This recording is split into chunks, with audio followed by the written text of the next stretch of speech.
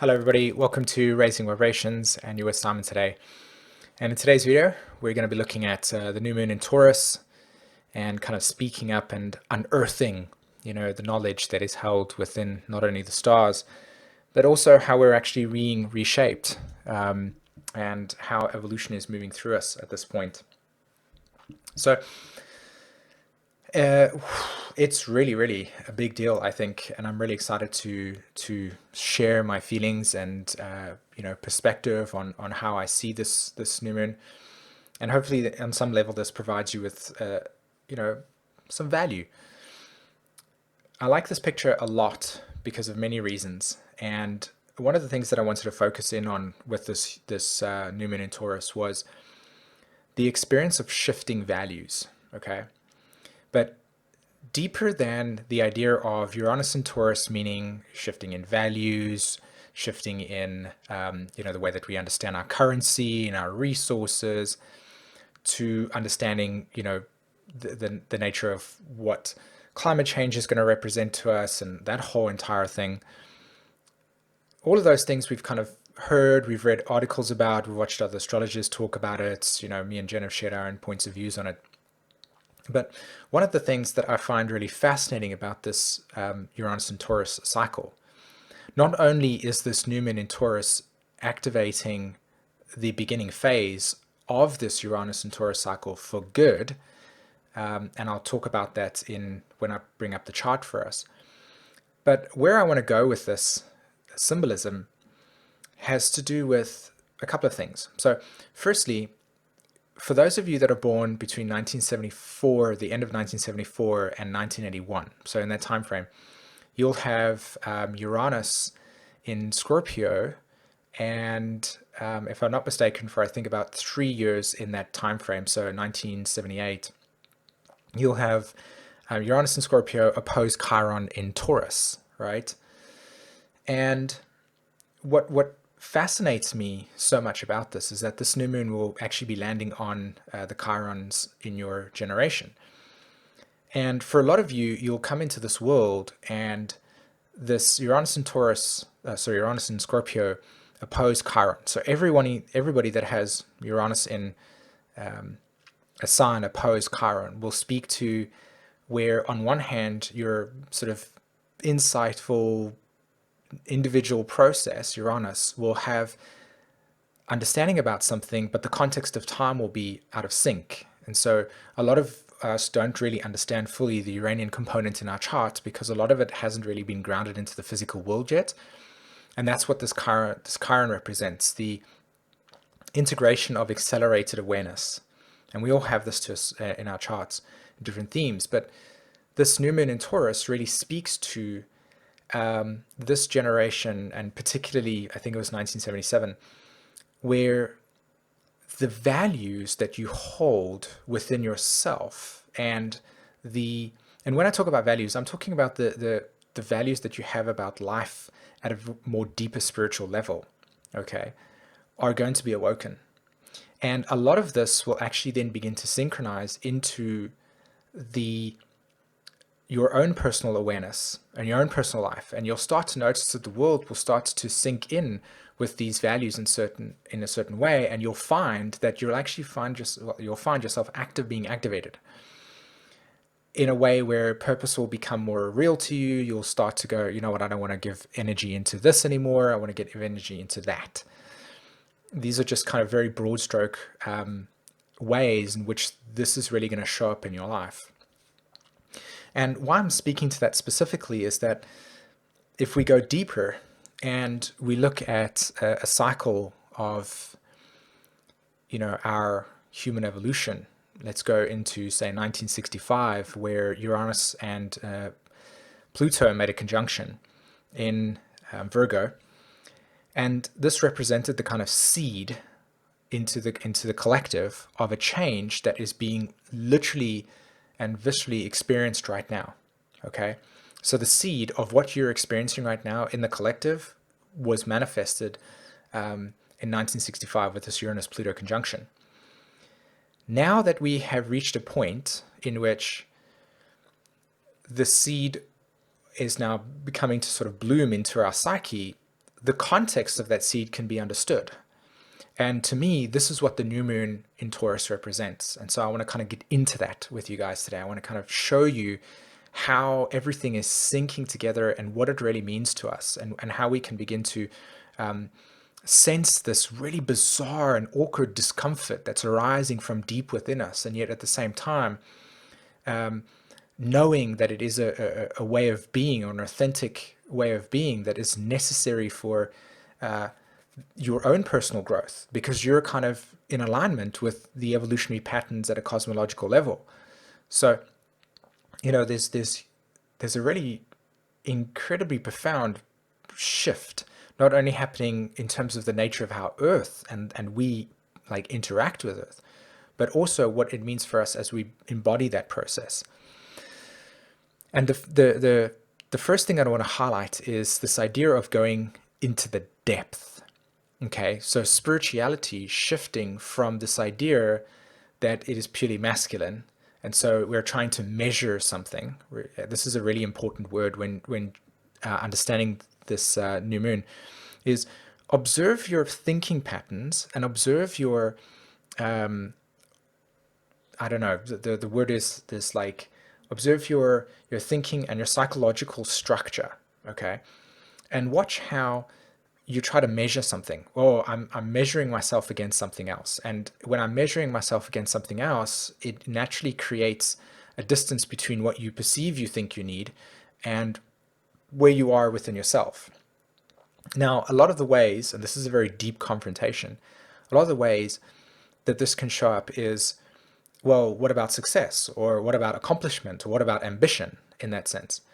And from my point of view, at least, a lot of this measurement process, even though it kind of achieves something, it also leaves us in some way, shape, or form in comparison and in a place of competition, right? And this is healthy in a balanced way. And this is, when I bring up some imagery in this chart, I'll kind of reveal to you how it's not a need for taking away this completely, because I think that the masculine energy is very supportive in being able for us to enhance our capacity to explore. And the exploration here is held in this image that I've got in front of you. And there's these new values that are trying to be sort of almost cultivated into our psyche. And there are different levels of how this is showing up, right? But the cave here, the top part of it indicates to me and points to me as if instead of trying to go, and this is the key word here, this is the takeaway, right? Instead of trying to access spiritual enlightenment through a vertical process of going up into the sky to meet transcendence, how about we invert it and it becomes a collapsing of substructure within your psyche and within yourself, aka false self or pre-existing self, collapsing it so that what you're actually going into is the depth of your own earth. Okay, so the depth of your own earth. So excavating the pre-existing strata or the pre-existing layers of your inner emotional and psychological landscape and getting to the water. So when you really sort of like, and this is why I love evolutionary astrology so much, and I was deeply transformed when I came into contact with evolutionary astrology. It was a very profound experience for me. In fact, a set of experiences for me that really transformed me in a profound way. And in fact, on one level, the collapsing that I'm speaking about here was my process of coming into contact with the depths of my own soul, which is what you're experiencing today in this video, and also the work that I do, and with Jen as well. That transformation really brought us into a profound understanding of soul and psyche. And don't get me wrong, the experience was intense at times, because you really had to confront stuff about yourself that you thought was true, but really was actually just holding you in a deep level of separation. And so coming back to why I referenced evolutionary astrology was that in EA, we teach, or I talk about the archetype of Scorpio as this the watery depths here that you can see in the imagery. And let me show you what I'm talking about right at the bottom of here. So how do we access soul? How do we access transformation? The idea of transformation and soul has always been an existential search for it. And this is why I'm referencing the Pluto and Uranus conjunction in 1965, because it's seeded into the collective. The very destruction or dismantling of religious and cosmological and spiritual beliefs and ideologies, keyword ideologies and beliefs, that were rooted in searching for meaning in an existential state, and then finding profound moments of loss of faith, because in the state of aligning with an ideology or a religious view of spirituality that didn't connect us to the body, but connected us to, as I said, some sort of invisible state of being. And that was it just brought a lot of suffering to people because they lost their faith during this. And you'll look at the chart and I'll show it to you. So the new moon, speaking to this excavation and the breaking out of the shell, and then leading into the beauty of your own inner journey, your own inner earth, and then hitting the waters and feeling that watery place, the depths of your own soul. This is it. This is the process.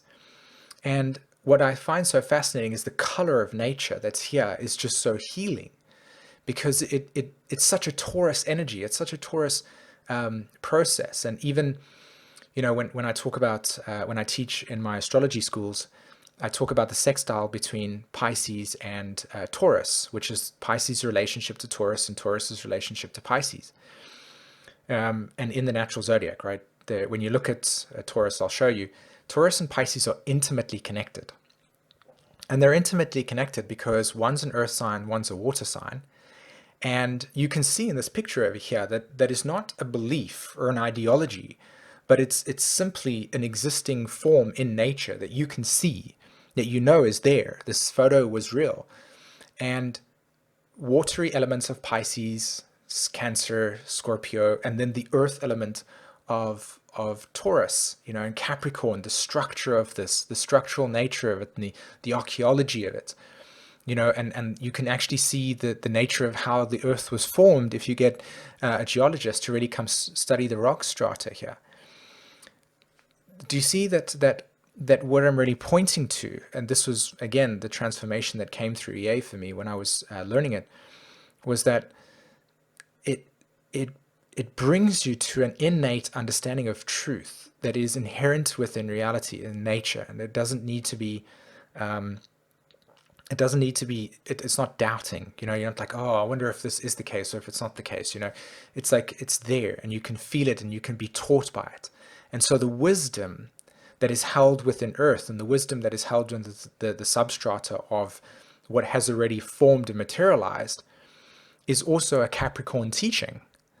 And why do I say that? Because everything that has already formed in and of itself has had an emotional experience in human ways, but also in nature. Anything that is formed has already gone through something. And so there is wisdom in the reflection of the experience. Like, let's say, for instance, you do something and through reflection, you come to the realization, right? That choice maybe would have been more beneficial if you did this. And so when you choose to do that, or you take that approach, you shift your perception, and then in that sense you reorientate yourself. And so wisdom is held within this picture in terms of the structure of Saturn, which is the rock formation. The history of your existence is held within your state of being, in your body. And so this is why somatic healing is so profound in terms of accessing deep memory fields and past life regressions. It's held within the Taurus archetype. And, to contact this place within inside of ourselves can only come if we turn inward and we begin excavating what is inwardly there. And so Uranus in Taurus speaks to not only the activation for the entire Pluto in Virgo generation, because of course now you guys are going to be having your natal Uranuses trined, but it was also the Pluto and Scorpio generation who are, born 1983. But I would say that most of you, 1983, because I'm born 1983, up until 1995, you're going to have Uranus oppose your Pluto. And if you are on this video and you're listening to this, I encourage you to write into the comments, that if you're one of those that are born now, as in 1983, 1984, 1995, where Uranus is touching your Pluto and you're like, whoa, this is some deep stuff coming to the surface. And it is. It's because this is the realm of the underworld, as the Greeks would talk about. The Plutonian realm is where transformation's existing. And so Uranus is contacting this place. And what's coming up for us is the history of our ancient ancestors, and the history of our own being is coded within the fabric and strata of our own bodily nature. And spirituality in the kind of patriarchal sense has always been to try and ascend out of the body, and that's another kind of almost one of the reasons as to why the energy field is so poisoned at this stage, because we haven't been able to sense the discomfort when we've been consuming food that's full of toxins, as an example, or creating things that would have toxicity in them that wasn't healthy for us, as an example. So these are deeply profound realizations that can be begun to be awoken within yourself, and in that place begin to see this image come to life for you as you kind of open up to the inner caverns of your own self, and really explore the deep self and the real self, and not the false self that is this protective layer based on your conditioning. So here's the chart, right, of the new moon in Taurus, and as you can see, I've highlighted in yellow over here the 14-degree mark with Taurus. And so most of you will have this, Uranus, your Chirons over here, and some of you might even have Uranus about to touch your Chiron, which can be a very deeply profound spiritual experience, And so most of you will be having this, and that opposes your natal Uranuses, which sit here, which is another activation within your generation that speaks to a deep awakening into the values that are for the future. And the values of the future are definitely not of the past. Something else that I wanted to speak to as well is the Pluto retrograde and the Saturn retrograde, and now the South Node retrograde. Right? Obviously, South Node is always going to be retrograde in the sense that it's moving direct. But what I want to draw everybody's attention to is, here's the structure. Here's the substructure that I'm speaking about. There on the that is broken down. This is what Pluto and Saturn have represented, the drilling down into the ground and opening it up and saying, hey, by the way, did you see how much emotional repression is here? Do you see how much emotional distortion is held here? Do you see that the lake that is at the bottom of here is not pure and clean, but yet actually, poisoned?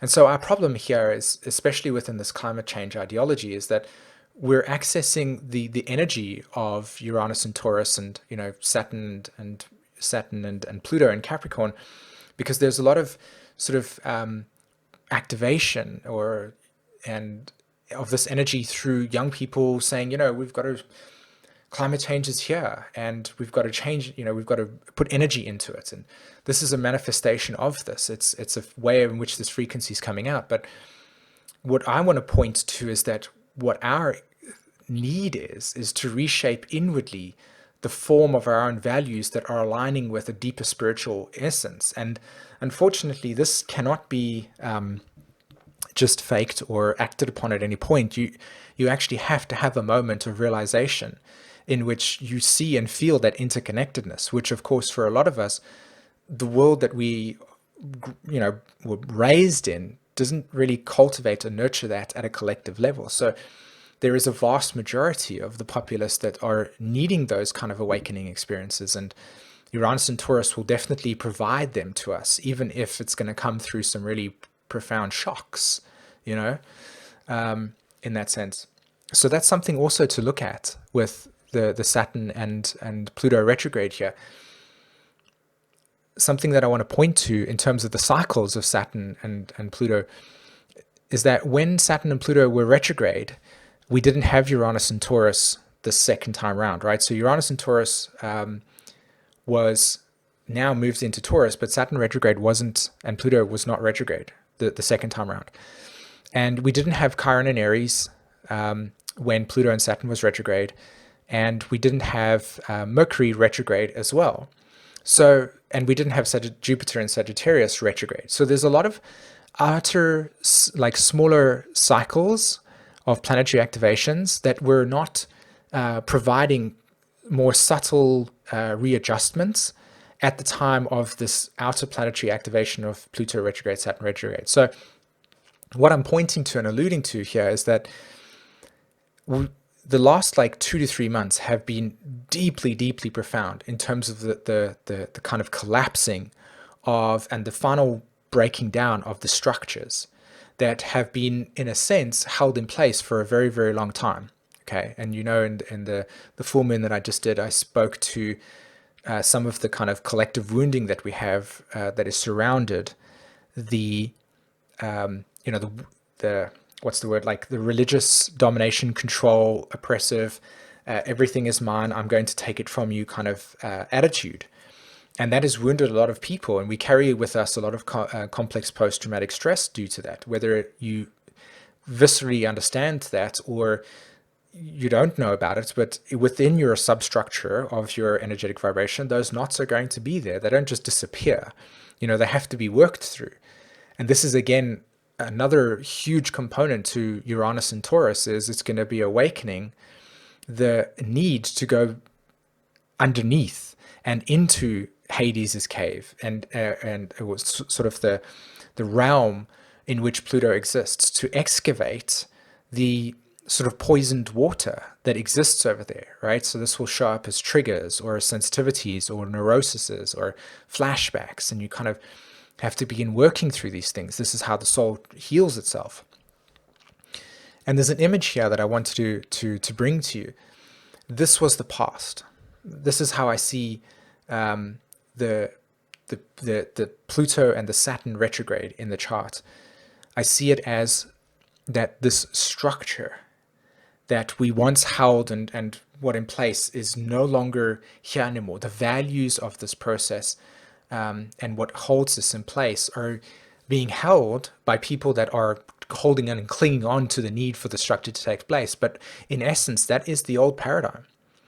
And for a lot of people that are, you know, sensitive to this energy, they'll be already riding the wave of the new paradigm. And the new paradigm is not erecting strong, forted, you know, castles straight into the air to try and reach a higher state of glory, but it is actually a returning back into the depths of our own nature, and in that place excavating deep wisdom that has been forgotten through this state of amnesia that we've been in. And in this state of amnesia that we've been in, we've lost the ability at a collective level. I'm talking about something that goes beyond your immediate environment. I'm talking about subtle truths that you have. Like, for instance, a person said to me when I was doing the Patreon Neptune call that, you know, for a lot of us, like a lot of people, we were born into a world in which the structure of our lives was already established for us. And we didn't really get a choice in the process to say, oh, this is how I want to live, or this is not how I want to live. Which on and of itself already reinforces the idea that there is choicelessness in the experience.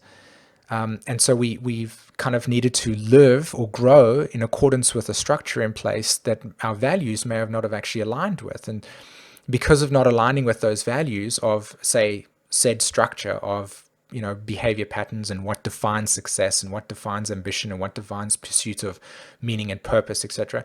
If you don't align with that, and I'm specifically talking to those that are born with Uranus and Scorpio, opposed Chiron in Taurus, because if you don't align with those things, then there is inherently something wrong with you. And you're needing to break through a lot of this internalized structural conditioning that holds yourself in place. And when that structuring begins to crumble, which is what you're experiencing and what the world is experiencing, of course it's natural to feel uncomfortable. Of course it's natural to feel like you're lost. Of course it's uncomfortable to know that what was once defined as the purpose in life or the meaning in life now becomes crashing down. And in that place, it forces you to actually excavate internally, and in that place begin to actually search the underworld for the soul and the depths of your soul. And this is where transformation is essentially coming to. So with the energy over here, this imagery speaks so beautifully to me, because it's a beautiful blending and synthesis of the exploration of Mother Earth in a way of a very matriarchal experience, a connection to cycles, a connection to the roots of life, connections to the pulse and the beat of energetic vibration. And then it speaks to the kind of activation of higher exploration, higher understanding, like seeking to explore and contemplate and develop philosophical understandings about the nature of reality in a way that promotes deep understanding, so that we can then manifest from that place more profound things that enhance our civilization, that is in alignment with values that are symbiotically connected between heart and mind. It's not disconnected.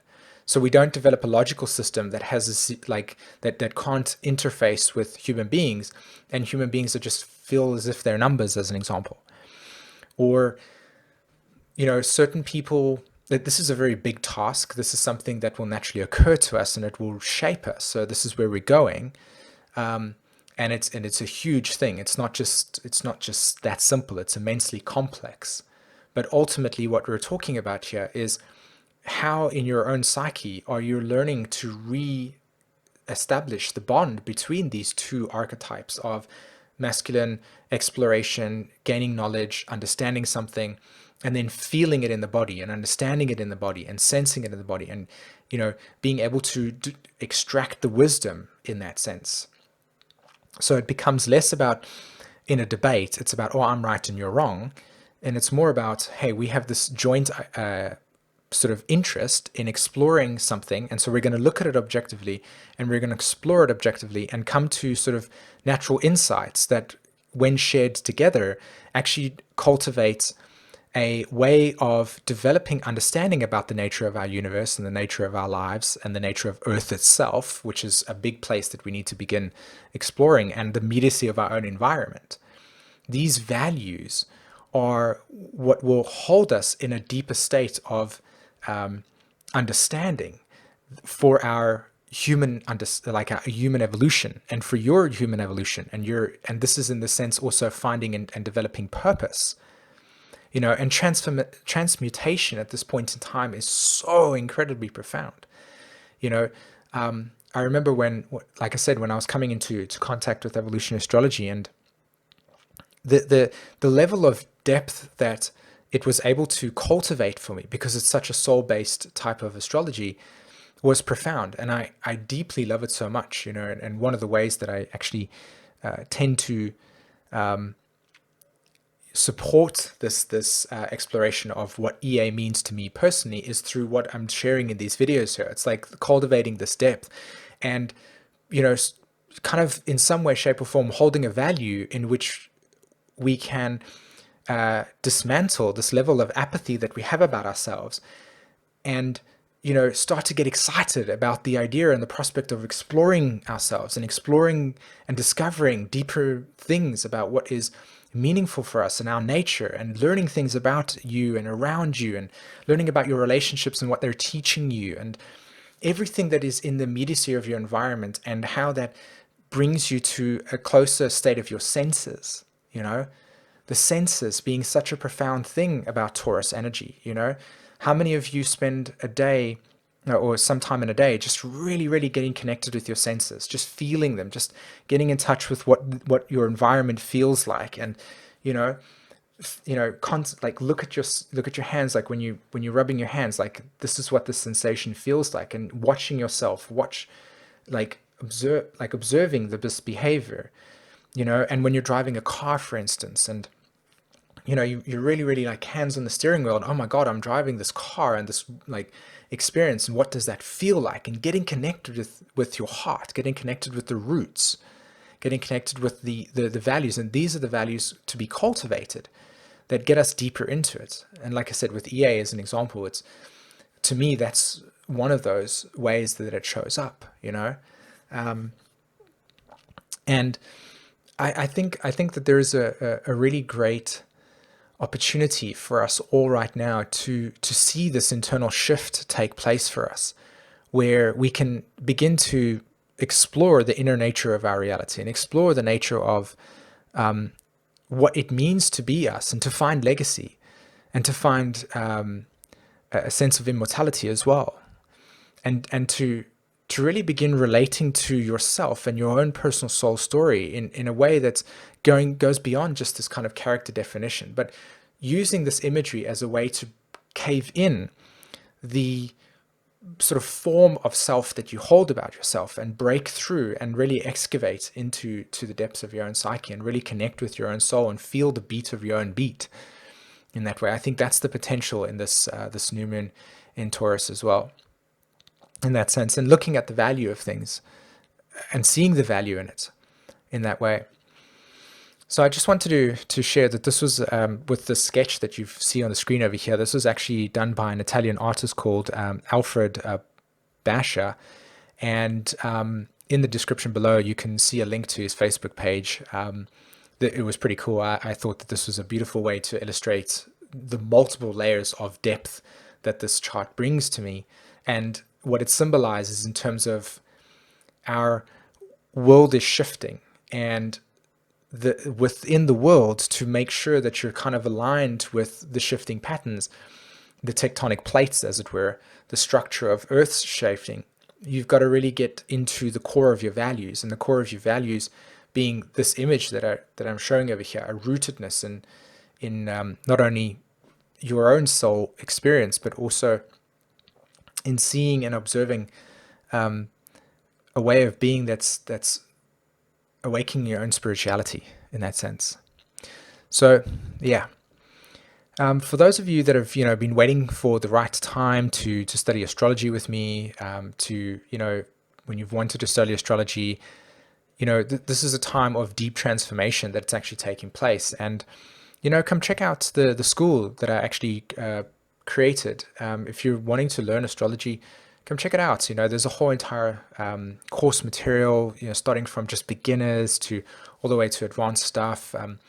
And on my website, which in the description, there's a link to it, go check out, the types of things that you might find interesting. And with Jupiter retrograde at the moment, this is a great time to digest material and allow yourself to invest in things that bring you soul experiences, like going into depth about things and uncovering the astrology archetypes and being able to read. It's not for somebody that wants to be an astrologer. It's somebody that's interested in like deep soul transformation. I know that the experience for me was so profound. This is why these videos are here.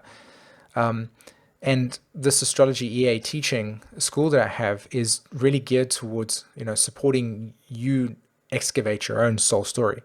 So if you feel like, drawn towards doing these types of things, in the comments and the description, I actually have a link to the school, and go check it out. See if there's something that's interesting to you. And there's a whole entire student group at the moment that I'm interacting with, and we're learning loads of things, and people are posting their charts. And it's another great way to actually join a group or a community that is focused on, healing in that sense. But when I say healing, I'm not talking about Reiki, change your auras. I'm talking about a kind of investigation to the nature of your own purpose and soul experience. Okay. All right, peeps. Thanks very much for letting me share this time with you today. I really hope that you found a lot of value in it. And as always, write in the comments below, share with me your stories. What do you think and stuff? I'm always interested in reading and hearing other people's experiences. I love to see interaction. So if you feel called to do that, I encourage you to do that as well. Okay. All right, so everybody, have a wonderful day, and I look forward to speaking to you soon. Take care. Bye-bye.